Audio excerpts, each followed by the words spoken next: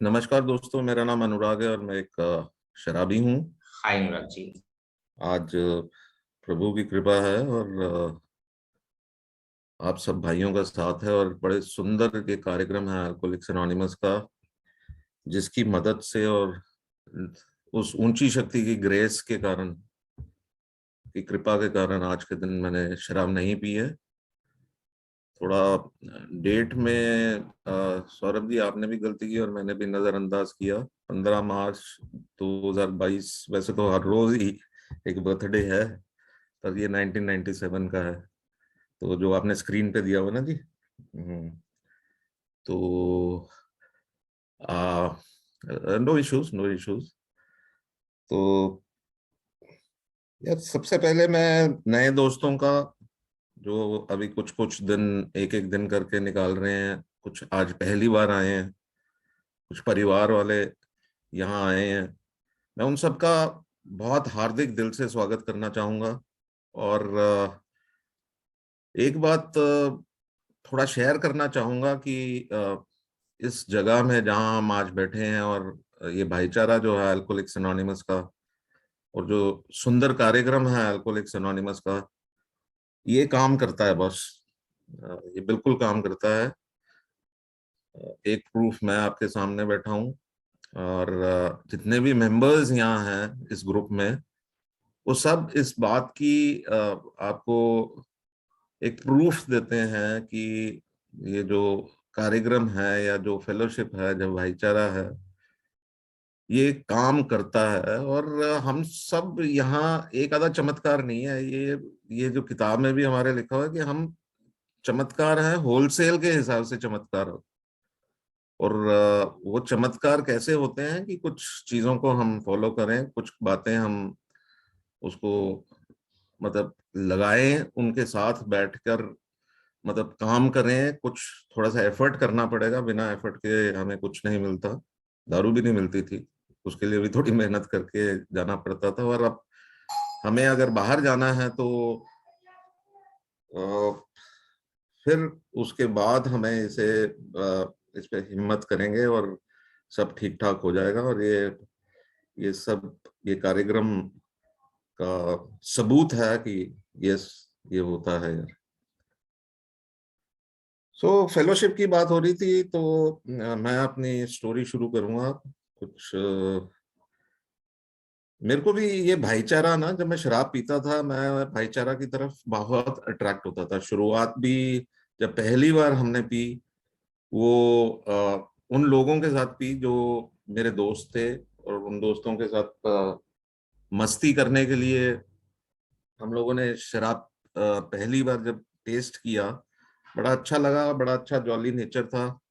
सब लोग बड़े हंस खेल रहे थे और मजा आया था। और कभी कभी मतलब शुरू के दिनों में तो 15-20 दिन में या महीने में एक बार ये हम लोग जब इकट्ठे होते, ये भाईचारा जब इकट्ठा होता था शराब पीने वालों का या अपने दोस्तों का, तो हम लोग मस्ती मारते थे। और जब भी हमारा मेन फोकस यही होता था कि जब भी कुछ समय बाद यही होता था कि अ, जब भी पीनी होती थी तो हम लोग बात करते थे, यार क्या प्रोग्राम है आज। तो फेलोशिप एंड प्रोग्राम मेरा शराब पीने के दिनों के से चलता आ रहा है। उस समय प्रोग्राम कुछ और था। उस टाइम पीने पिलाने का प्रोग्राम था, और भाईचारा भी उन दोस्तों का था जो पीने पिलाने वाले थे। तो शुरुआत में थोड़ी मस्ती की, बाद में जहां मैं नौकरी जहां जहां करता था, वो चुन के वो पीने पिलाने वाले लोगों का ही साथ में ढूंढता था।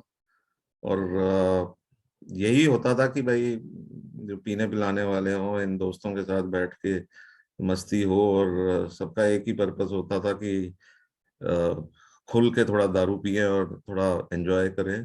एंड उस समय ये मस्ती अच्छी होती थी। मैं ये नहीं डिनाई नहीं करता कि एंजॉय नहीं करते थे, कि शुरू के काफी कुछ साल तो एंजॉय किया, बट ग्रेजुअली ये चीज मेरे पे हावी होने लगी। और मेरे को एक पर्टिकुलर टाइम पे रोज शाम को एक समय पे मेरे को शराब चाहिए होती थी। और शराब का जो मेरे को साथ मिला, धीरे धीरे क्योंकि जो पीने पिलाने वाले लोग थे कोई इतना ज्यादा नहीं शौक रखता था जितना मैं रखता था। वो धीरे धीरे छूटते गए और फाइनली एक स्टेज ये आ गया कि मैं अकेले ही पीनी शुरू कर दी थी शाम को एक पर्टिकुलर टाइम पे। और वो हैवी ड्रिंकिंग से या वो रोज के पीने से कब मैं एक फुल फ्लेश शराबी बना, वो लाइन क्रॉस करने में मुझे कुछ एग्जैक्टली पता ही नहीं चला कि मैं एक बिल्कुल इस पे डिपेंडेंट हो गया हूँ। एंड करीब 15 साल में, मतलब 15-16 साल की उम्र से लेकर 30 साल की उम्र तक मैं पूरी तरह एक फुल फ्लेश्ड अल्कोहलिक बन गया था। उसी दौरान मेरी शादी भी हुई। एंड शादी में शुरू तो थोड़ा था, बट मेरे को याद है शादी के शुरू के दिनों में ही मेरे ब्लैकआउट होने शुरू हो गए थे। एंड सिचुएशन काफी खराब होती जा रही थी।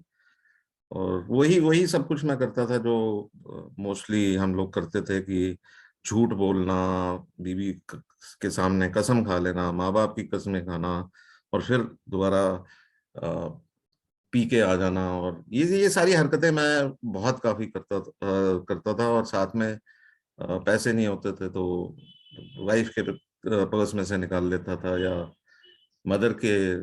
मैं तो इनफैक्ट याद है पूजा के कुछ पैसे होते थे हमारे घर में, मंदिर एक छोटा सा था, तो उधर से भी मैं निकाल लेता था। और मेरा पर्पस यही होता था कि भाई अ, अभी है नहीं है, जब वापस आएंगे तो भगवान के पैसे भगवान को वापस रख देंगे, पर अभी फॉर द टाइमिंग भगवान ही मेरी मदद करेगा ना मेरी दारू के लिए, और कौन करेगा। और मानो दोस्तों, भगवान ने मेरे को उस समय, जो मैं उस समय उस भगवान को मानता नहीं था, उसने मेरी शराब के लिए भी कभी ऐसा नहीं हुआ कि मेरे को शराब ना मिली हो। जब भी मेरा मन चाहा, जब भी मेरे को चाहिए, किसी ना किसी तरीके से, सीधे तरीके से, उल्टे तरीके से, उंगली टेढ़ी करके, या जैसे भी है, मेरे को हमारा शराब मिल ही जाती थी। तो फाइनली हालात खराब होते गए। और घर वाले भी मेरे शराब से तंग थे, बीवी भी एक दो बारी छोड़ के जा चुकी थी। फिर भी मैं प्रोमिसेस करके, वादे करके वापस बुला लेता था। और फाइनली एक एक बारी ये वादा कर दिया कि हाँ मैं हेल्प लूंगा, मैं मेडिकल हेल्प लूंगा। और मैं अ, अपने फादर और अपनी वाइफ के साथ उनके कहने पे एक यहाँ डॉक्टर के पास चला गया, जो शराब की, मतलब शी वाज ए साइकियाट्रिस्ट, और वो काफी आर्मी से बैकग्राउंड था उनका। और पहली बार मैं 1994 में इनके पास गया, तो उन्होंने मेरे को उस समय मेरे से बातचीत करके, क्योंकि मैं 24 घंटे नहीं पीता था, शाम को एक पर्टिकुलर टाइम पे पीता था, बट फिर भी उन्होंने उस समय मेरे को कह दिया कि I am a chronic alcoholic, Anurag तुम एक क्रोनिक अल्कोहलिक और तुम्हें मदद की जरूरत है, दवाई कोई ऐसी बनी नहीं है। हाँ, एक भाईचारा है, उनके एक मेंबर मेरे पास आते होते हैं, आप इनसे संपर्क कीजिए, आपको डेफिनेटली हेल्प मिलेगी। सो मैं कभी जिंदगी में अल्कोहलिक्स एनोनिमस के बारे में उस समय सुना नहीं था, ना मेरे को ज्यादा उसका पता था। और सबसे पहले उस समय तो मैं मानने को तैयार ही नहीं था कि मैं एक अल्कोहलिक हूँ। उम्र मेरी 30-31 के करीब थी। और मुझे नहीं लगता था कि मेरे को शराब से कोई समस्या अ, है या थी। मैं ये सोचता था जब भी मैं रोकना चाहूँ कर सकता हूँ, क्योंकि मैं जहाँ मैं काम करता था या जहाँ मैं नौकरी करता था, वहाँ मैं अपने काम में थोड़ा सक्षम था। जो भी मेरे को टारगेट्स होते थे या जो मेरे होते थे वो मैं पूरे करता था, ये शुरू के दिनों में। बाद में तो वो भी सब काम भी गया, दारू में ही चला गया था। तो मुझे यही लगता था यार, जब भी चाहे अपने आप कर सकता हूँ, विल पावर है मेरे पास, मैं किसी तरह से शराब रोक सकता हूँ। बाकी जिंदगी में भी विल पावर से ही काम चलाया है, तो अब भी मैं विल पावर से रोक लूंगा। बट कुछ समय जब डॉक्टर के पास गया था मैं, अक्टूबर सितंबर में, तो करीब एक महीना मैं बिना शराब के रहा। उन्होंने कुछ दवाई दी तो वो दवाई ली। पर एक महीने बाद मैं फिर, कोई घर में मेरी बिटिया पैदा हुई थी, तो कुछ दोस्तों ने कहा कि पार्टी होनी चाहिए, तो मैं पार्टी के मूड में उन लोगों को पार्टी देने के चक्कर में शुरू हुआ। और फाइनली मैं खुद, मेरी पार्टी हो गई थी उस टाइम। और मैं फिर करीब 2 साल और अच्छी पिटाई की शराब ने मेरे को, मैं ये कहता हूँ कि कोई ऐसा मौका नहीं, घर में जो लड़ाइयाँ थी या जो घर में हालात खराब थे, मेरे काम में सिचुएशन डेटोरेट होती जा रही थी बहुत। मैं लोगों को अपनी प्रॉब्लम्स के लिए दूसरों को जिम्मेवार ठहराता था। मैं जब शराब पीने के लिए, मेरे को लगता था कि ये घर वाले मेरे को तंग कर रहे हैं, या मेरी वाइफ अगर ना बोले या मेरे मदर ना बोले तो मैं नहीं पीऊंगा, तो उनके ऊपर मैं डाल देता था। ऑफिस में भी मेरे को लगता था कि मैं बहुत ही स्मार्ट और इंटेलिजेंट आदमी हूँ, पर मेरे से जूनियर मेरे से ऊपर जा रहे हैं, उनको प्रमोशंस मिल रही हैं, मेरे को नहीं मिल रही हैं। और इन सब का जिम्मेवार मैं दूसरों को देखता था, ना मैं अपने आप को देखता था, ना मैं शराब को देखता था। सो फाइनली जनवरी 96 में मेरे को दोबारा मैसेज मिला। उस समय सेम डॉक्टर के पास गए थे, पर उस समय उनके पास कुछ दो चार पेशेंट्स और आ रहे थे जो एए में जा रहे थे। और कुछ दोस्त मेरे घर पहली बार आए, और उन्होंने अपना एक्सपीरियंस मेरे साथ शेयर किया, जैसे मैं आज दोस्तों के साथ शेयर कर रहा हूँ। उन्होंने अपनी कहानियों में ये बताया था कि वो कैसे वो शराब के सामने बेबस थे, और कैसे उनकी जिंदगी अस्त व्यस्त हो गई थी। और इस संस्था से जुड़ने से कैसे, इस भाईचारे से जुड़ने से कैसे वो शराब से फाइनली दूर हुए। और कुछ कुछ सालों से वो शराब से दूर थे। कोई 1 साल से था, कोई 2 साल से था, कोई 5 साल से था। अ, जो जो एक अच्छे ढंग से मेरे साथ पेश आए, और जो जिस हिसाब से उन्होंने मेरे को प्यार से गले लगाया, और मीटिंग्स ले गए चंडीगढ़ में। उस समय एक ही मीटिंग होती थी सेक्टर 9 वेलकम ग्रुप में। और मैं इन दोस्तों के साथ जुड़ गया, पर तब भी मैं अपने आप को शराबी नहीं समझता था। मेरे को लगता था यार हाँ कि कुछ मेरे दोस्त हैं जिनको अल्कोहलिक्स एनोनिमस की जरूरत है, तो उन दोस्तों को ले जाने के लिए मैं इन दोस्तों के साथ जुड़ जाता हूँ। एंड वो एक भाईचारा मेरे को उन लोगों का मिला, एक फेलोशिप उन लोगों की मिली जो कि शराबी थे, और पर शराब नहीं पी रहे थे। तो ये भाईचारा जो था उस पहले वाले भाईचारे से बहुत अलग था। उधर हर आदमी का एक ही पर्पस था, कैसे दारू पी जाए, कैसे मस्ती हो जाए, कैसे दूसरे को टोपी पहनाया जाए। पर यहाँ ये भाईचारा, ये जो फेलोशिप है, ये इनका पर्पस एक यही है कि कैसे मैं दूसरे आदमी की मदद कर सकूं, कैसे मैं उनको मदद करके किसी न किसी तरीके से वो शराब से दूर हो सके। वो ये मेरे को डंडा नहीं दिखाते थे कि भाई तुम ना पियो, ये करो वो करो। वो अपने एक्सपीरियंसेस से मेरे को अपना बताते थे कि बॉस ये एक रास्ता है, इस पे मैं चलता रहूंगा, पीता रहूंगा तो हालत खराब ही है, क्योंकि ये बीमारी बढ़ने वाली बीमारी है। ये एकदम रुकेगी नहीं, ये बढ़ने लगेगी, चाहे तुम पियो चाहे ना पियो। बट अगर पीते रहे तो डेफिनेटली तुम्हारी हालत वही होगी जो उनमें से कुछ भाइयों की हुई, जो कि ऐसा था किसी की नौकरियां चली गई, किसी की वाइफ उनको छोड़ के चली गई, कोई समाज में इतना बुरे हाल हो गए कि वो उठ नहीं पा रहा, कईयों के बहुत बुरे हाल है, डाइवोर्सेस हो गए, सब कुछ मतलब ये डिटोरेट ही हो रहा है। और उन लोगों ने ये कहा कि अंत में यही होगा, या तुम शराब पी पी के या पागल खाने पहुंच जाओगे, या कोई शराब के नशे में कोई ऐसी हरकत कर लोगे जिसके कारण तुम जेल चले जाओगे। उन्होंने मेरे को नहीं कहा, अपने एक्सपीरियंसेस से मेरे को पता चला कि ये सिचुएशन आ सकती है।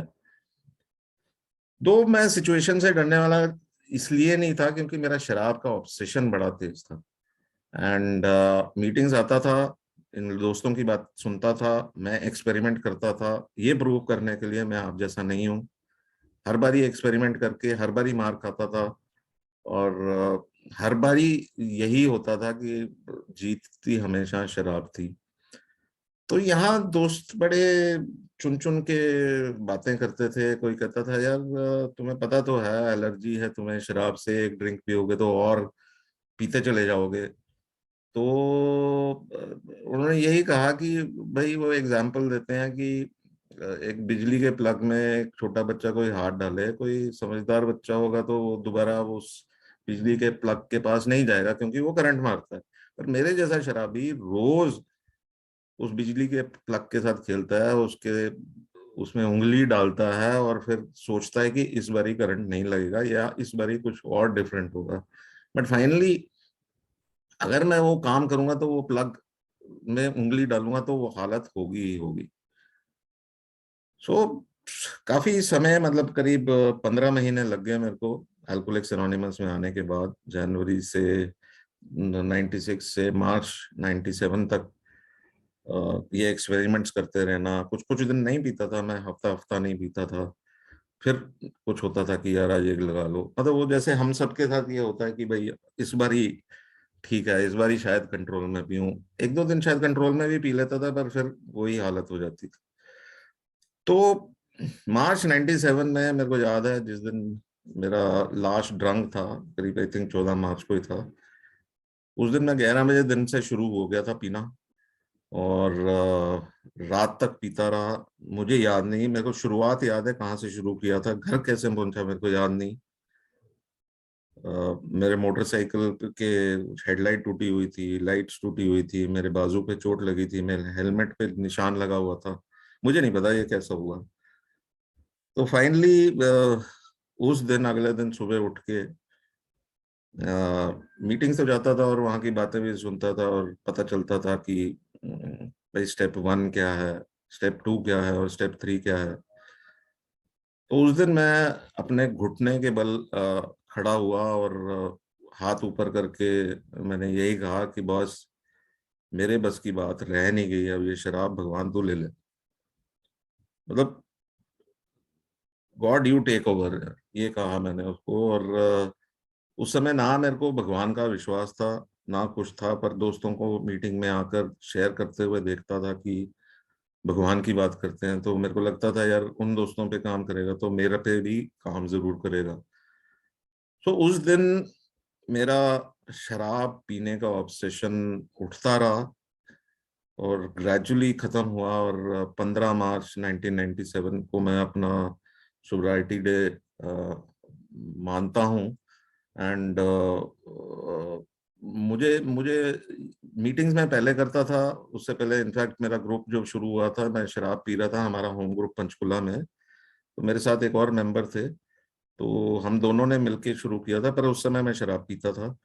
बट फाइनली उस ग्रुप की वजह से, और जो जो मैं सेवाएं करता था, क्योंकि शुरू से ही मैं इन्वॉल्व रहता था किसी ना किसी एक्टिविटी में, शराब पीने के दौरान भी चाय भी बना लेता था, और चाय इसलिए बनाने चला जाता था कि मेरी शेयरिंग का टाइम आता था तो मेरा शेयर ना करने की, मतलब मुझे ना करना पड़े, क्योंकि नहीं तो झूठ बोलना पड़ेगा मेरे को।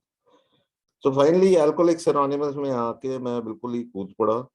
मैंने स्टेप 1 2 3 तो उसी दिन एक्सेप्ट कर लिया कि बस, सबसे पहले यही एक्सेप्ट किया कि मैं शराब के सामने शक्तिहीन हूँ, और शक्तिहीनता के इतने एग्जाम्पल मैंने एक साल में ही इतना ट्राई कर लिया।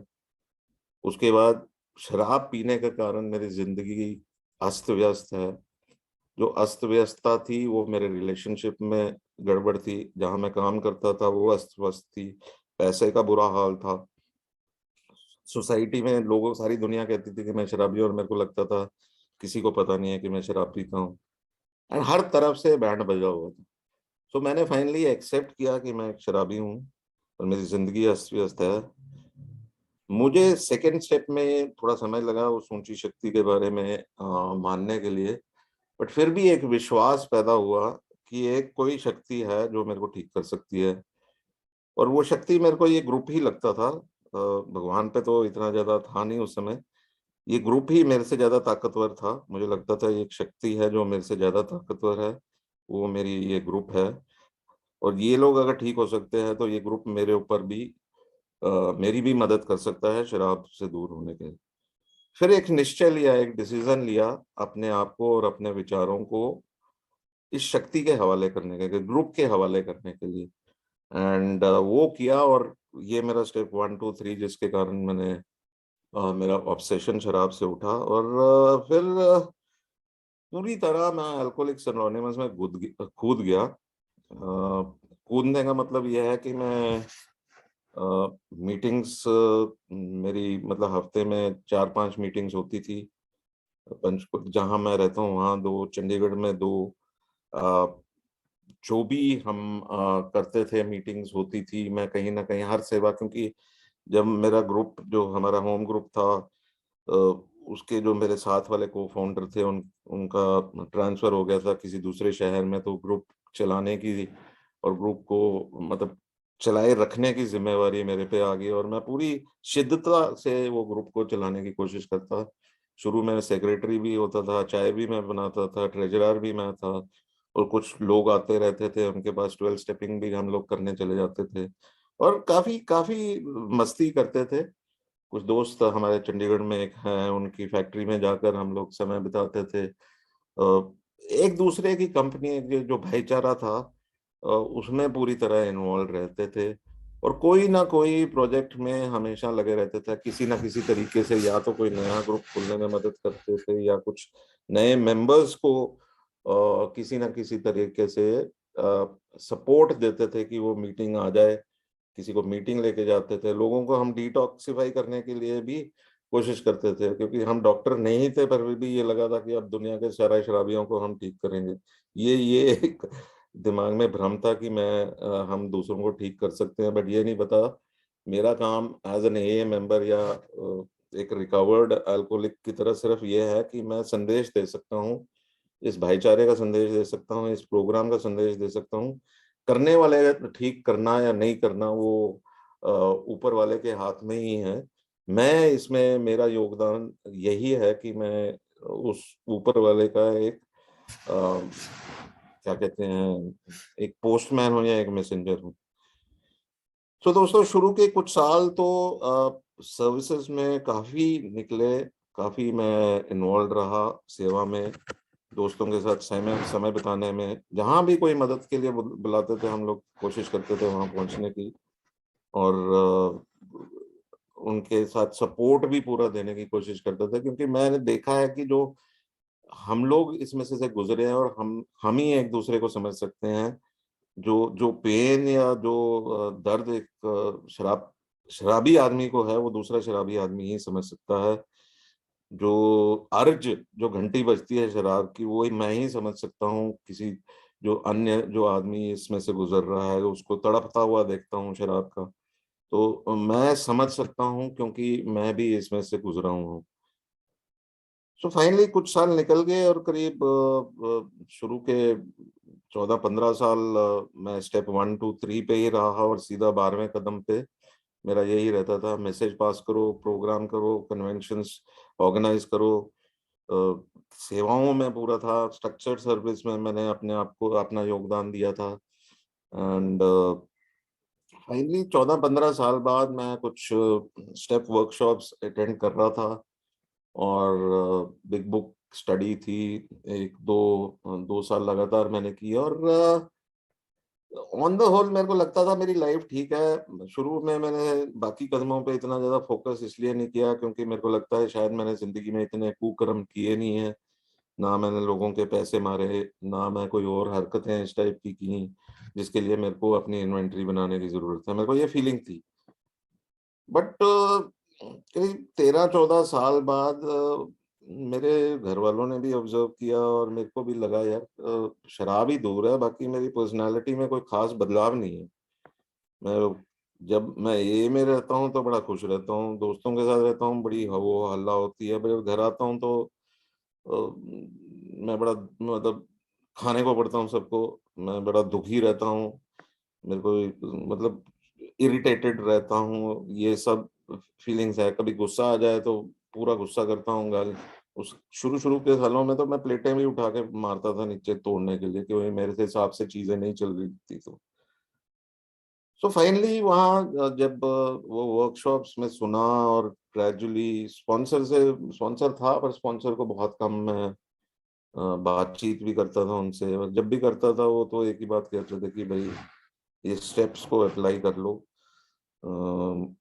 मैं स्टेप्स की तरफ ज्यादा इंक्लाइन नहीं था, क्योंकि जैसे मैंने अभी शेयर किया कि मुझे लगता था कि मैंने कोई ज्यादा गलत काम नहीं किया, और दूसरे जो दोस्तों ने कुछ कदम किए हुए थे, यहाँ ज्यादा लोग नहीं थे उस समय, उन लोगों से मेरे को इतनी ज्यादा वो अट्रैक्शन नहीं होती थी। मेरे को अट्रैक्शन उन लोगों की होती थी जो सेवा में होते थे, और जो सेवा में रहते थे उनकी मेरे को मतलब चेहरे पे खुशी ही अलग नजर आती थी। बट कुछ ऐसे दोस्त थे जो स्टेप्स थे, बट काफी अच्छे, मतलब there were wise people out there. But somehow 14-15 साल बाद फिर मैंने स्पॉन्सर को रिक्वेस्ट की कि मैंने, फिर उसने मेरे साथ बैठ के किताब बिग बुक को खोला और हम पढ़ना शुरू हुए, और ग्रेजुअली फाइनली बिग बुक मैं पहले भी पढ़ता था, उसमें से कुछ ना कुछ जो पैसेजेस या कुछ कोट्स होते थे या कुछ लाइनें हैं उसको लेकर शेयर भी करता था और उसको अपने पास लिखता भी था। बट एक किताब पूरी जो एज सिस्टमेटिक जो पढ़नी चाहिए रिकवरी के लिए, वो मैं नहीं करता था। मेरे को जरूरत महसूस भी तभी हुई क्योंकि एक तो रेस्टलेस था मैं, गुस्सा भी आता था और दुखी भी रहता था। तो फिर ग्रेजुअली जैसे मैंने कदम करने शुरू किए, मेरी आंखें खुलने लगी। मुझे यही लगा कि यार ये सिर्फ गलत काम करने के लिए स्टेप 4 की जरूरत नहीं है। मेरे अंदर जो गुस्सा भरा हुआ है, जो मेरे डर हैं, या जो मैंने लोगों के साथ जो को कभी जिंदगी में गलत काम किए हैं, कुछ नहीं करना है। उन उन चीजों की सूची बनानी है, उनके कारण लिखने हैं, क्या क्या कारण हुआ था जिसके कारण मेरी ये बिहेवियर है। जिन लोगों से खुंदक है उन खुंदक का कारण लिखना है, गुस्से का कारण लिखना है, मेरी गलती कहाँ है वो देखना है। अल्टीमेटली करना क्या है, ये सब करना किस लिए है, क्योंकि मुझे ये भी बताया मेरे स्पॉन्सर ने कि मेरे जैसे शराबी का इलाज ना कोई इंसान कर सकता है, ना कोई ग्रुप कर सकता है। सिर्फ एक ऊंची शक्ति है जो ठीक कर सकती है, और वो इन ऊंची शक्ति को पाने का एक रास्ता है जो हमारे इस किताब में 12 कदम जो दिए हुए हैं, उसको मैं अगर जिंदगी में अप्लाई करूंगा तो मेरा एक रिश्ता उस ऊंची शक्ति के साथ बन जाएगा, जिसे हम भगवान कहते हैं। एंड वो भगवान हमारा ये शराब का ऑब्सेशन ले लेगा और हमें एक अच्छी और खुशहाल जिंदगी जीने के लिए वो गाइड करेगा। जो कि ये 13-14 साल बाद मेरी रिकवरी में, 14-15 साल के बाद मेरे को ये बात समझ आने लगी। एंड फाइनली जब करना शुरू किया, बहुत अच्छा लगा। मेरे को लगा कि समस्या कहीं और नहीं थी, मेरी पर्सनालिटी में तो कोई बदलाव आया ही नहीं था। मैं सिर्फ शराब नहीं पी रहा था। और यहाँ किताब में बार बार लिखा हुआ था कि मुझे अगर ठीक रहना है तो एक संपूर्ण मानसिक बदलाव की जरूरत है। और ये डॉक्टर सिल्कवर्थ ने लिखा और डॉक्टर कार्ल यंग ने भी यही लिखा था कि मेरे जो पुराने विचार थे, ओल्ड आइडियाज थे, जो इमोशंस थे, जो एटीट्यूड्स थे, उसको उठा के बाहर फेंकना, उसकी जगह एक नए set of ideas, emotions, attitude. और वो कैसे हो सकता है, मैं नहीं कर सकता, वो ऊंची शक्ति कर सकती है। एंड ग्रेजुअली मुझे उसके बाद अपनी रिकवरी में परिवर्तन देखने को मिला। मैंने सेवाएं छोड़ी नहीं है, मैंने तो उसके बाद 2013-14 में मेरे को इस रीजन ने अपनी नेशनल लेवल सर्विस के लिए भी भेजा, और वो भी मैं अपनी मतलब जितनी भी अपनी कैपेबिलिटी के हिसाब से कोशिश की जो मैं अपनी सेवा अच्छे ढंग से दे पाऊं। एंड वो मैक्सिमम जितना हो पाया मैंने दिया। एंड ग्रेजुअली फिर उन कदमों में रहने की कोशिश की, स्टेप 10, 11, 12, जो कि जहां जहां मैं गलत हूं इमिडिएटली मैं स्वीकार करूं। अ, प्रार्थना और ध्यान के माध्यम से मैं वो एक रिलेशनशिप बनाने की कोशिश करूं उस ऊंची शक्ति के साथ। एंड 12वां, इन सब कदमों को अपनी जिंदगी में अपनाकर ये संदेश को उस शराबी तक पास करूं जो अभी भी पीड़ित है। पहले तो मेरा संदेश क्या होता था, पहले शुरू के कुछ सालों में यही है कि भाई ये में आ जाओ, चमत्कार हो जाएंगे। कैसे होता है मेरे को पता नहीं, पर चमत्कार होंगे जरूर, आप आ जाओ। एंड फाइनली अब मेरे को पता चला बाद में कि चमत्कार पाने के लिए मेरे को किस रास्ते से जाना है। मुझे ये भी पता चला सिर्फ मीटिंग में बैठना या मीटिंग में बाद में सुनना या वहां बैठ के बातें करना, वो ही एक तरीका नहीं है। क्योंकि ये प्रोग्राम फीलिंग्स का नहीं है, ये मीटिंग शेयरिंग नहीं करते, ये प्रोग्राम एक्शन का है। और एक्शन क्या है, ये कदमों को अपनी जिंदगी में अपनाना, या ये सुनना, मीटिंग भी जाके ये सुनना कि ये दोस्त, बाकी दोस्त जो हमसे पहले आए हुए हैं वो ये कदमों को कैसे अपने जीवन में अपना रहे हैं, और कैसे अपनी लाइफ को अच्छे ढंग से जी रहे हैं। जो जिंदगी के रोज की रोज चैलेंजेस आती थी, जो पहले मैं शराब में वो सोल्यूशन ढूंढता था, अब मेरे को लाइफ की टर्म्स पे जीना है और लाइफ को लाइफ की टर्म्स पे जीने के लिए मेरे को एक ऊंची शक्ति की जरूरत है, एक स्पॉन्सर की जरूरत है जो मेरे को गाइड करता रहता है बीच बीच में कि क्या करना है क्या नहीं है, और आप भाईचारे की जरूरत है। ऑनेस्टली आज के दिन में अगर देखूं, मेरे को जो शक्ति मिलती है अल्कोहलिक्स एनोनिमस से, जो ताकत मिलती है, वो तीन चार चीजों से मिलती है। सबसे पहले मेरे को ताकत मिलती है मीटिंग में जाके भाईचारे से, एक फेलोशिप जो उन भाइयों का है जो मेरे जैसे हैं, जो मेरे जैसे बीमार थे और वो ठीक हो गया, मैं भी ठीक हो गया हूँ। दूसरी ताकत मेरे को मिलती है शेयरिंग से, अपना एक्सपीरियंस, स्ट्रेंथ एंड होप दूसरों के साथ शेयर करना और दूसरों का एक्सपीरियंस सुनना, उससे मेरे को ताकत मिलती है। और तीसरी ताकत जो मेरे को सबसे बड़ी ताकत मिलती है अपने उस ऊंची शक्ति से मिलती है। जो ऊंची शक्ति जो मैं हायर पावर कहते हैं या भगवान, जो भी आप नाम ले सकते हैं, वो मेरे को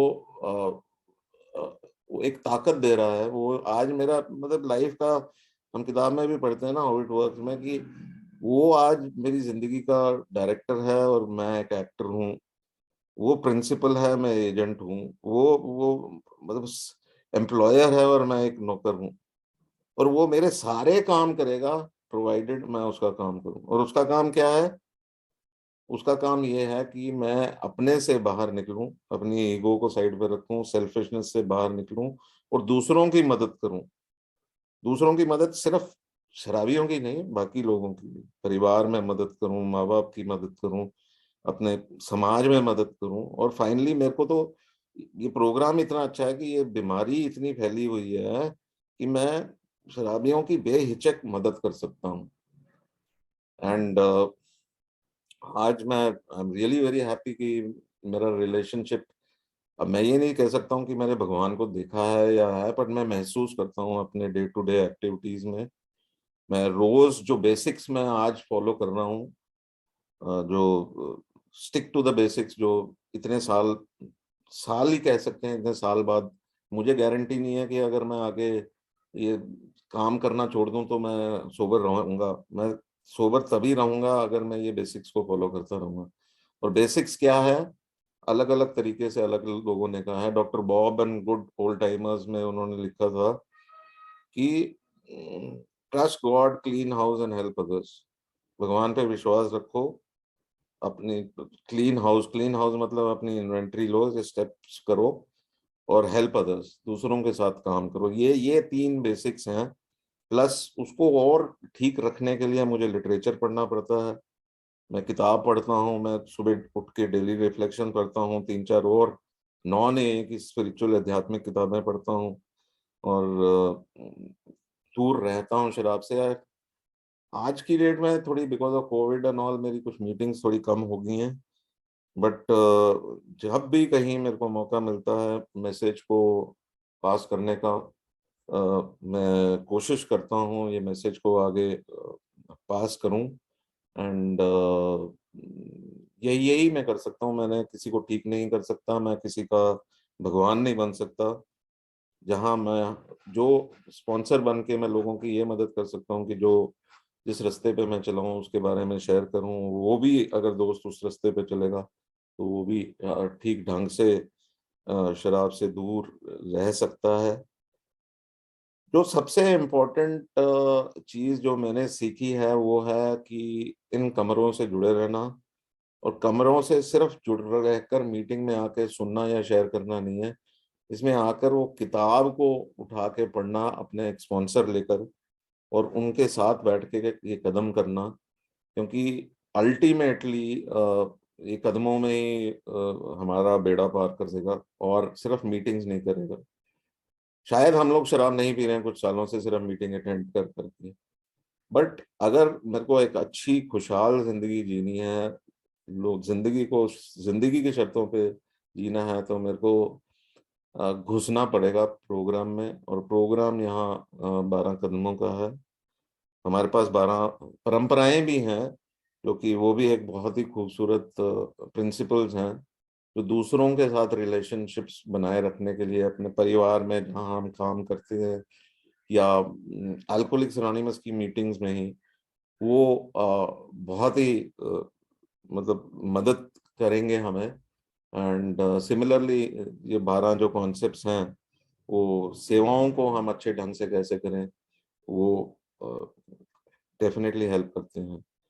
सो मैं आप सब भाइयों से सबसे पहले थैंक यू करना चाहूँगा कि आप सब भाइयों ने बड़ा पेशेंटली सुना, मुझे आज अपना experience strength and hope share करने का मौका दिया। So I am really very grateful. Thank you so much.